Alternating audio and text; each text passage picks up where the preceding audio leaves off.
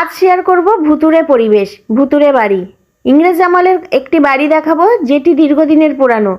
আর সেই পুরানো বাড়ি ভাঙচুর অবস্থায় পড়ে আছে, ইংরেজদের আমলে গড়া। এই বাড়িটা কেমন আর ভুতুড়ে বাড়ি নামে পরিচিত, কোথায় আছে তোমরা জানলে কমেন্টে জানাবে। ছাদ বাগান থেকে বস্তাতে আদা দেওয়া হয়েছিল, সেগুলো ভীষণ সুন্দর হয়েছে। একটি বস্তাতে তোমরা যদি আদা বসাও তাহলে 1 কেজি থেকে 1.5 কেজি আদা পাবে, তার প্রমাণ দেখতে পাচ্ছ। এরপরে দেখো বেশ কিছু ফুল তুলে নেব পূজা দেওয়ার জন্য। ছাদ বাগান থেকে গাঁদা, ডালিয়া, জবা এছাড়াও গোলাপ নিত্যদিন তোলা হয়।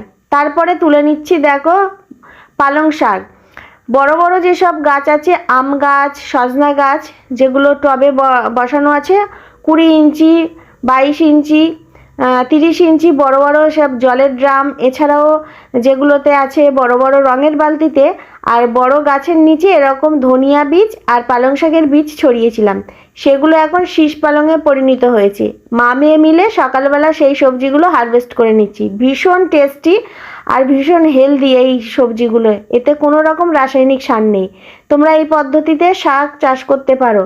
ছাদ বাগানে অনায়াসে হবে, কোনো যত্ন পরিচর্যা লাগবে না, শুধুমাত্র গোবর সার মাটির মধ্যে বীজগুলো ছড়িয়ে দেবে, তাতেই সুন্দরভাবে গ্রো করবে। জল তো অবশ্যই দিতে হবে, আর যাতে রোদ্দুর পায় সেদিকে খেয়াল রাখতে হবে।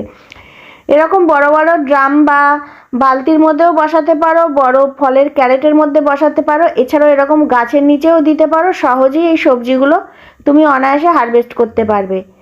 আমি এইভাবে সারা শীত জুড়ে মাঝে মধ্যে হারভেস্ট করেছি। এই হারভেস্ট করার মজাই আলাদা। দেখো একদিনের সবজি অনায়াসে পেয়ে গেলাম। এবার বেশ কিছু লেবু হারভেস্ট করব।